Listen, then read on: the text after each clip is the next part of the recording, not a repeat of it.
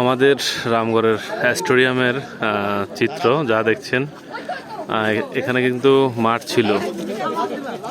সে মাঠ পাশাপাশি এদিকে সব জমি, অনেক বাড়িঘর ছিল, সব পানির নিচে। কিন্তু এটা আমাদের রামগড়ের যে স্টেডিয়াম, যেখানে ফুটবল খেলা হয়, পাশাপাশি কিছুদিন আগে মেলাও হয়েছিল এখানে। একবারে মাঠ, জমির ফসল, বাড়ি সব পানির নিচে। আর যেহেতু এখন বৃষ্টি কম, এখানে পানি ভর্তি একটি রুমের ভিতর একজনকে দেখা যাচ্ছে। তাকে চিনি, সে প্রতিবন্ধী, কিন্তু একা এখানে পানির উপর কিভাবে থাকতেছে, সে খাওয়া দাওয়া কোথায় পাবে ছেলেটা, কে জানে। ও আরো মানুষ দেখা যাচ্ছে অবশ্যই। যাই হোক, এখানে তো ভিতরে থাকার মতো অবস্থা নেই, কারণ ভিতরে পানি ঢুকে গেছে। আর এখানে কিন্তু প্রচুর মানুষ দেখতে আসছে। এরা সবাই এখানে স্থায়ী বাসিন্দা। আর পাশাপাশি এখানে রামগড় আইডিয়াল স্কুল।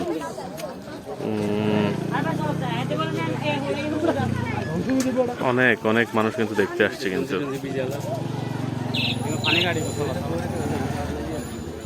ভয়াবহ অবস্থা, কিন্তু রামগড় ভয়াবহ অবস্থা। কয়েক কিলোমিটার কিন্তু একবারে পানির নিচে বলা যায়। ঘরবাড়ি অনেক অনেক। রামগড়ে ইতিহাসের একটি কলঙ্ক অধ্যায় বলা যায়। প্রায় আমার মনে হয় অনেকের কাছেই শুনেছিলাম, প্রায় 17-18 বছর আগে মেবি, তাও এরকম হয় নাই, কিছুটা কম ছিল। কিন্তু যা আমরা এখন দেখছি, এই অবস্থা। নিশান, এখানে তো প্রচুর মাছ পাওয়া যাবে নাকি? হ্যাঁ, প্রচুর মাছ পাওয়া যাবে।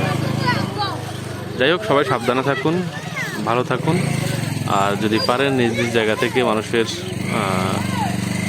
কাছে সাহায্যের হাত বাড়িয়ে দিন, কারণ এখন সবাই মোটামুটি অনেকটা বিপদের মধ্যে আছে। আমরা দেখেছি অনেক কি বড় বড় বিল্ডিং, ঘর, ভালো ভালো অনেক হাজার টাকার মানুষ, মানে লক্ষ লক্ষ কোটি টাকার মানুষ, যারা অনেক টাকা পয়সা আছে, এরপরেও তারা ঘর বাড়ি ছেড়ে আশ্রয় কেন্দ্রে যাচ্ছে গাড়িতে বসে বসে। দেখে খুব খারাপ লাগছে আসলে। নিয়তি এমন